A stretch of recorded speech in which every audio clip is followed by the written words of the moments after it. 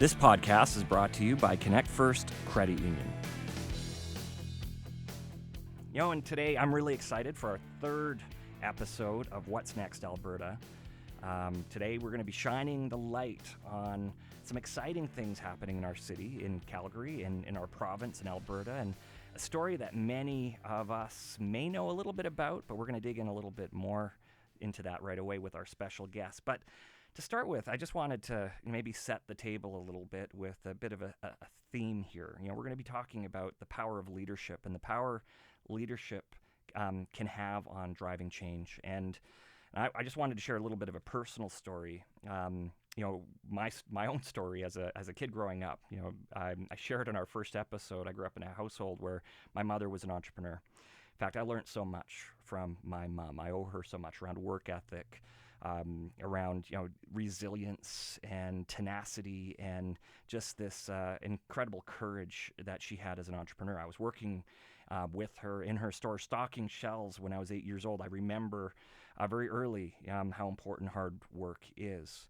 And I was inspired because she created so much hope for others. She created jobs for people. She helped people who perhaps didn't see a lot of opportunity in their lives learn to pursue opportunity. I saw firsthand just how much she taught other people around all these things that I just talked about. The value of hard work and the value of determination and creativity, and I could go on. And there's no question here that we're in a community that's under a lot of pressure. Alberta is facing a lot of economic pressure.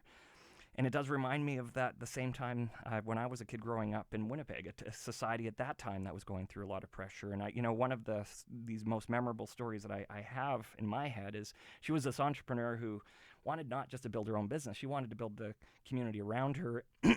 And the national branded grocery chain were closing the store in this community, and she created this big rally, brought people out to basically literally protest this grocery chain, to say you can't close the store. You close the store, it's going to have a very negative impact on our community. And what's funny is the learning I got from that is she wasn't successful. She was crushed.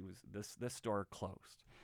But she got a phone call like 2 weeks after this rally from the competing grocery store chain that said, if you're serious about supporting that local grocery store, we will come in. Which goes to show you sometimes, the change you need isn't the one you hope for, but it ultimately, when you have the courage to stand up and change the world does change. And that maybe leads me to the place right now to introduce you to our special guest, Desirée Bombenon. Desirée, say hi. Hello, nice to be here. Welcome to our show. Thank you, very excited. I'm going to just embarrass you for one moment, if I may, just because you probably are one of the most accomplished people I know. And I know a lot of people, so I'm saying this is pretty special for me to have you on our show. You're somebody who has overcome incredible barriers. You've been in constant transformation probably your entire life. You've pursued your passions. You've done things that a lot of people dream about, but you've had the courage to go out and pursue.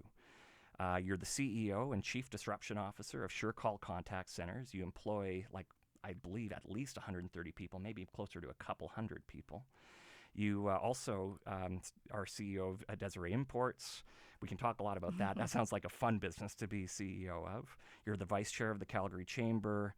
You're on a lot of boards, and I could just go down a list here. You are the author of 2 action adventure books, which is Correct. Pretty darn cool. You're a certified sommelier. You've won more awards than I can count. Most recently, 2019 Entrepreneur of the Year Award by EY. You were a finalist for the 2020 RBC Canadian Women Entrepreneur Awards. This is just the icing on the cake of your career. So before I keep talking about you, tell us a little bit about yourself, Desirée. Well, thank you. First, thank you very much for having me here. It's very exciting, and what an incredible story about your mom. Who knew? That is fantastic, and no wonder you are the character that you are. Wellington is just exceptional. So a little bit about myself. Well, as you know, I've lived in Calgary most of my life since I was 3 years old, and so I believe I'm close enough to a native Calgarian as you can get. And it was a tough life, My parents are immigrants. I was an immigrant technically, and it wasn't easy. We were not well off. We didn't have a lot of money. So I learned early to, be grateful and appreciate everything that has been given to me along the way. So just tough life, grew up, hard times in Calgary, seen the city go through a lot. Was fortunate enough to get into an organization at a young age to be able to help propel it and become an active part of the Calgary business community. So just loving that and what Surecall is doing today. So tell us a little bit about Surecall. So this is a business that is completely not what you would expect necessarily in Alberta. No, what's traditionally been known as an oil and gas town in Calgary and Alberta and oil and gas community. We know the Alberta story has changed so much in recent years, but yours is a great example. Like you took a very different path from others. So where did Surecall come from? The foundation of Surecall came from a telecommunications company, believe it or not. My husband founded back in 1982 here in Calgary. And some of the people on this podcast, but probably mostly not because they're too young, would remember PDL, mobility, and then PDL contact centers after. And really what the contact center was a dispatch center for paging. Well, as you know, that's evolved and telecommunications has evolved. And we needed to do something with this dispatch center that we had. And I just had this idea and chatted with Mark about it and said, hey, here's a service we can provide to our customers to help build and expand their business and help them to be able to be open to their customers whenever their customers need it.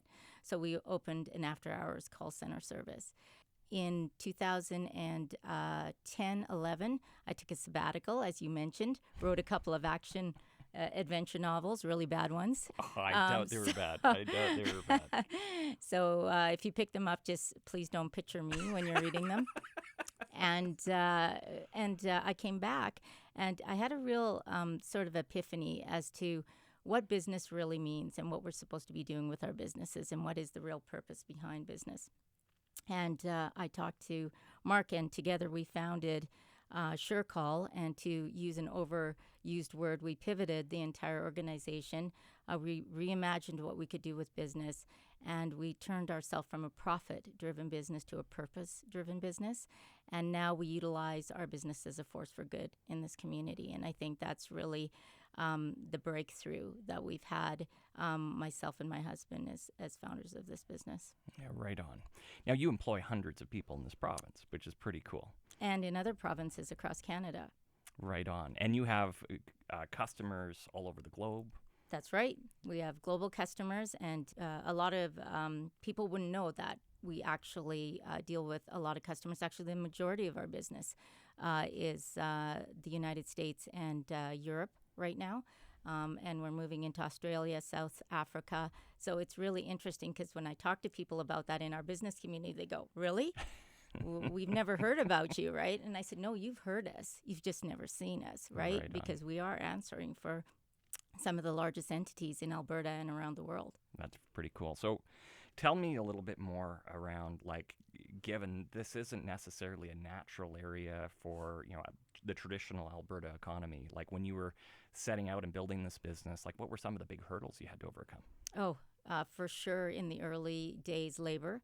The energy industry was booming during, the startup of this, and it was very difficult to find people who would work in another sector, the wages that they were earning in oil and gas were just exceptional. So it was very difficult to convince them, but in all honesty, at the end of the day, once they understood our big picture purpose, once they understood that they were going to be achieving something more than just, going to work and doing a job every day, we started to attract a lot of great talent. And it also started to attract a lot of these great global players who wanted to actually do business with a corporation that they could utilize as a front end for themselves to say, hey, we're contributing to the betterment of the world, to the community, because we utilize this organization that is a B certified corporation and is doing work for the community and for the globe in order to make it better. Yeah. I love that story and how important purpose is to really attract great people, because people want to make a difference. Nobody wants to go to work just to work, right? People want to know they're doing important work. I know that is certainly what we believe as a credit union. Like, we're committed to the communities we're in. We're here to make Alberta a better place. Every community we serve, we want to make a great place. And you've done that too. One of the stories I'd love you to, if you're willing to share, is around your employees, like your commitment to them. You've invested heavily in training and developing them, which is important in this province, in a place where maybe your industry hasn't, we don't have like an abundance of labor who have those natural skills. Share some of the background on that. Right. So, we believe in recruiting people, first of all, through a profiling program. So I think that's a unique thing about our organization that is being copied, and I'm grateful that it is, where we just send a link out. We don't know the name of the candidate. We don't know what gender they are or what they identify with. We don't know what race, religion, any of that stuff. They fill out the profile. If they hit a certain number, 85 or higher, we actually hire them on the spot. But they get to come in and have a conversation with us about whether they want to work with our organization. And the reality that brings to us is creativity through diversity and inclusion. And so building that type of business where, you've got all of these individuals from various backgrounds has been tremendously successful for us. And so what we've also done is we've invested tremendously in the certification program that we've created within in-house, for these individuals. So the reason we go and do that profile test is because it doesn't matter who comes to us. It's all about their attitude and fitting into the culture. Once that fit is there, we're able to upskill them to whatever we need them to do. That's the easy part, right? It's really bringing in the right mindset, the right culture, the right attitude into your organization. So we have designed programs in order to upskill, to help elevate the team, and to always be supportive of their success. One of the things that I chat to my team about continuously is the fact that we're investing in you. The most important people in the organization is our front line. Our entire leadership team knows that. And when I talk to other CEOs, they go, well, aren't your customers the most important thing to you? And I say, no, they're not. My team is the most important, because if I look after them, they will take care of my customers. And that's exactly what's happened. I love that. And I totally agree with that philosophy. That is awesome. And it's working. It's working beautifully. Right on. You're growing. You're becoming a global success story, which is incredible.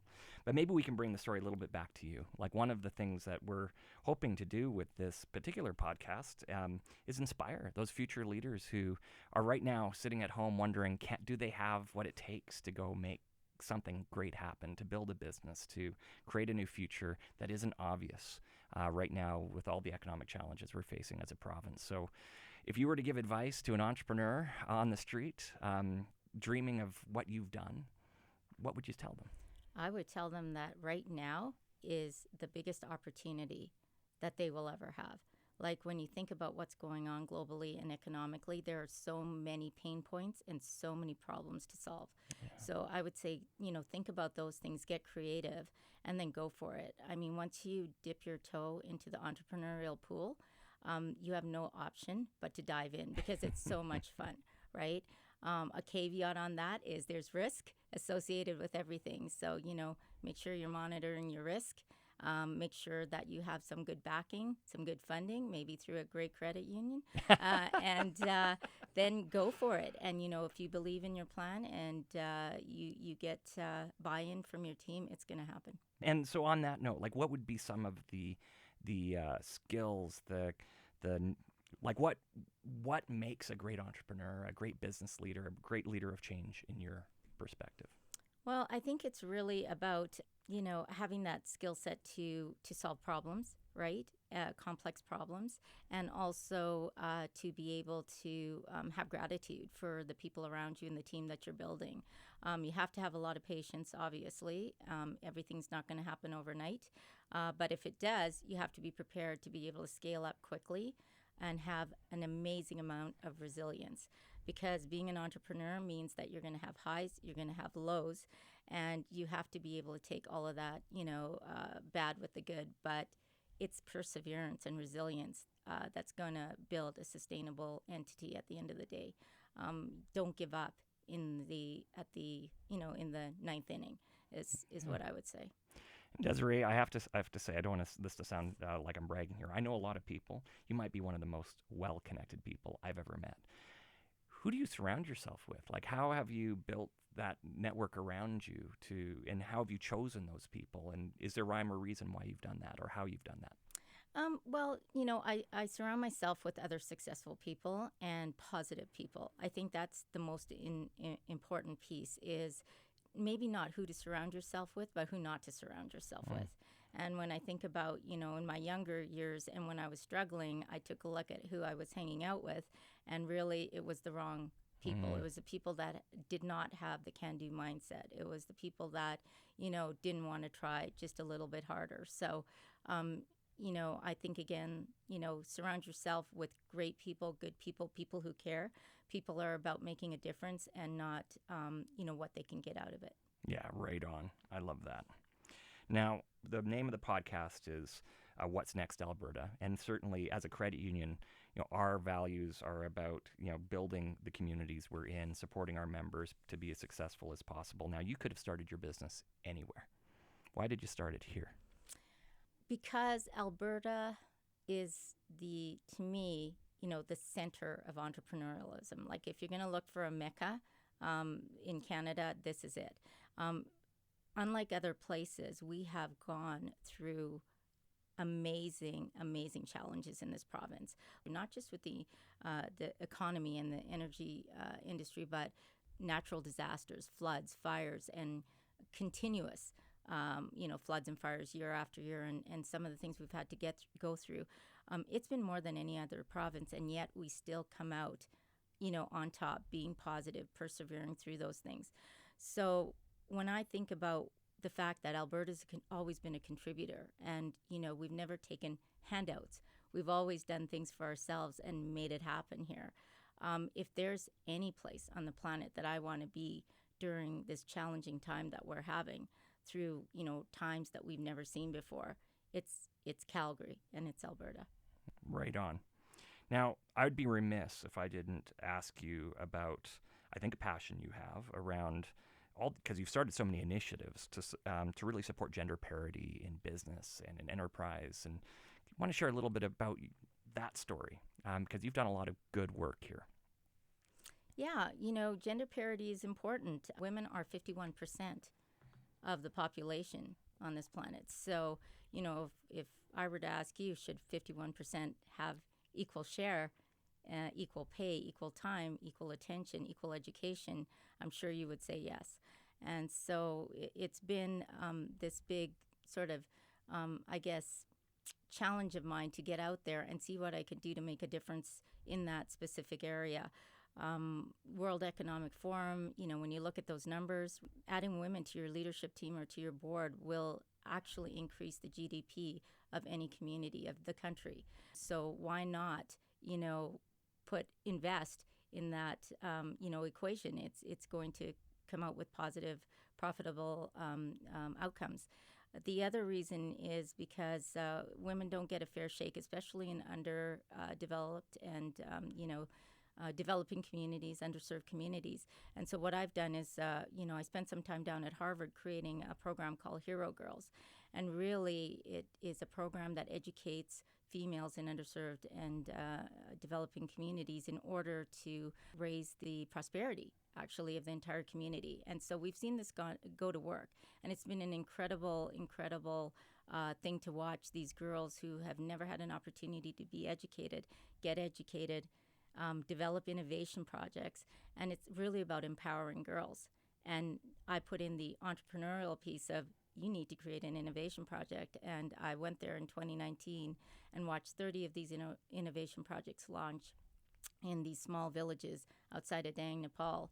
And it's been an incredible journey. So I really believe in equity among everybody, equality for everybody in the world. And to me, it doesn't matter gender as long as it's fair.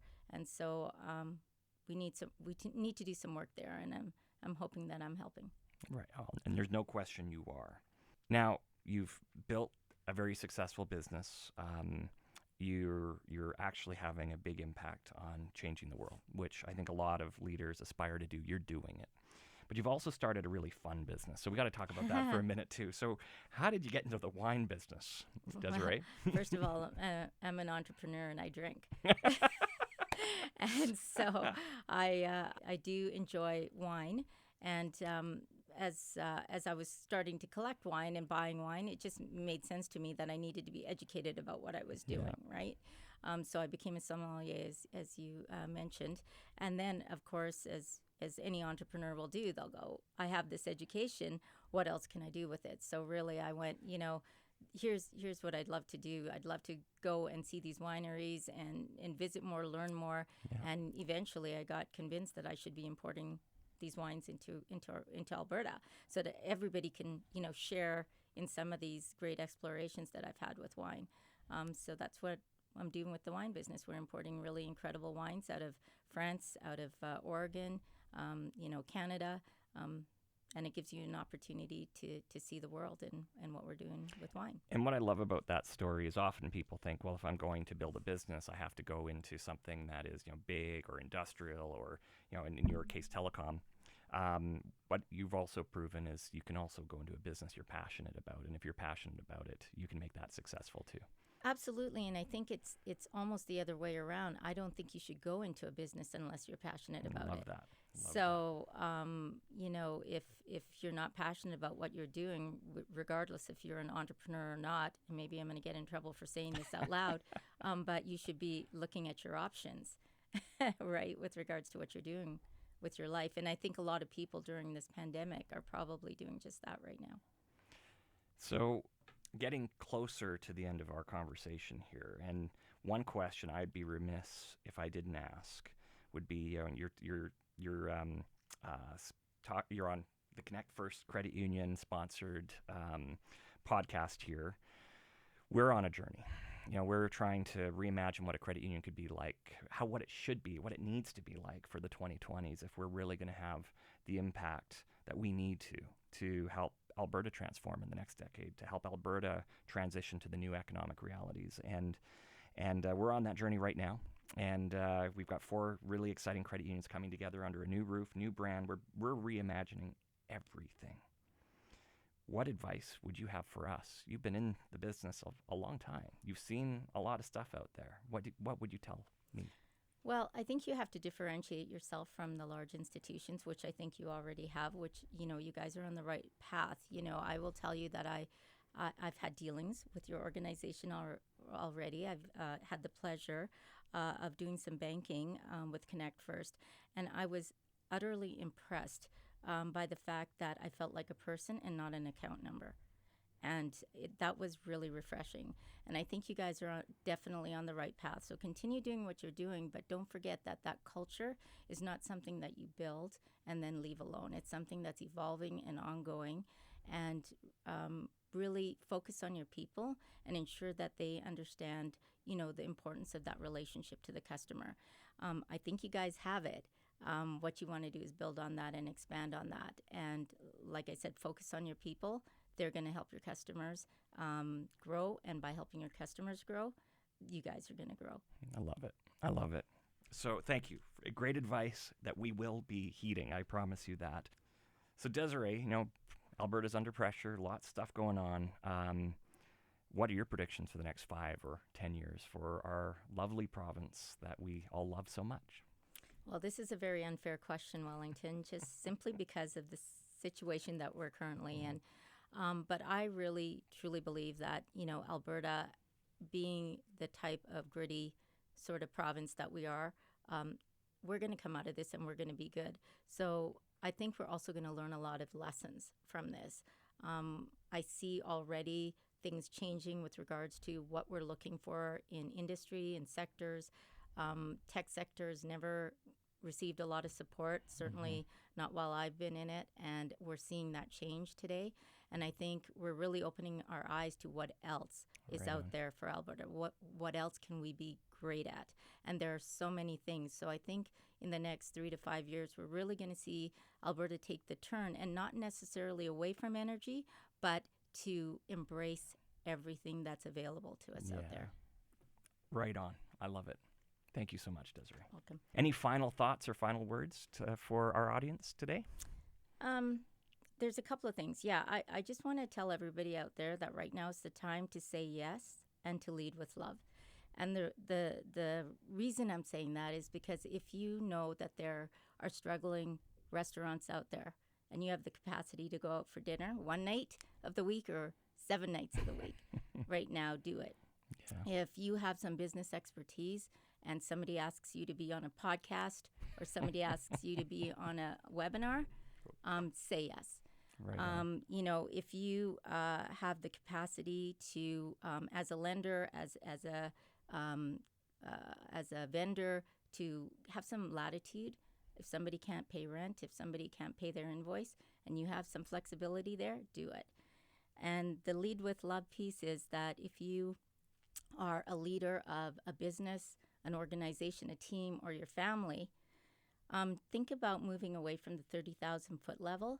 Stand side by side next to your team and support them and, be there for them, because that's what's going to get them through this next year. Yeah, right on. Those are sage words and important words for everyone. You are amazing, Desiree. I'm so honored that you joined us on our podcast today. So I can't thank you enough. No, it was my pleasure. Thanks for having me. Next steps. If there's one thing I'm taking away from my conversation with Desiree today, is that there's reason for hope. What a great example, Desiree, as a leader, an individual who's made so much positive change because she had the courage to stand up and do that. And when each and every one of us, leans in and we all collectively start to make that change in the world around us, we have an opportunity to build an amazing community, an amazing province with a very, very bright future for all of us. And certainly at ConnectFirst Credit Union, it's what we're aspiring to do every day. We're reimagining what a credit union could look like for the 2020s so that, quite frankly, we can change the world starting right here in Alberta. So my prediction is, if we were to fast forward a decade, take a look at what Alberta looks like, I think it's going to look like a very different place than it does today. It's going to be an exciting place. It's going to be a place where our kids, the next generation is going to be just thriving and embracing a future of hope and a future of unlimited possibilities. But it starts now, and the hard work is now. And I'm really hoping all of you will want to come with us on this journey as we work together every day to build a stronger province for everyone. So if you want to share this with friends, we would love that. Please connect with me on LinkedIn or connect with us at ConnectFirst Credit Union on LinkedIn or on Twitter. You can find us anywhere. Thank you, everyone, for joining us.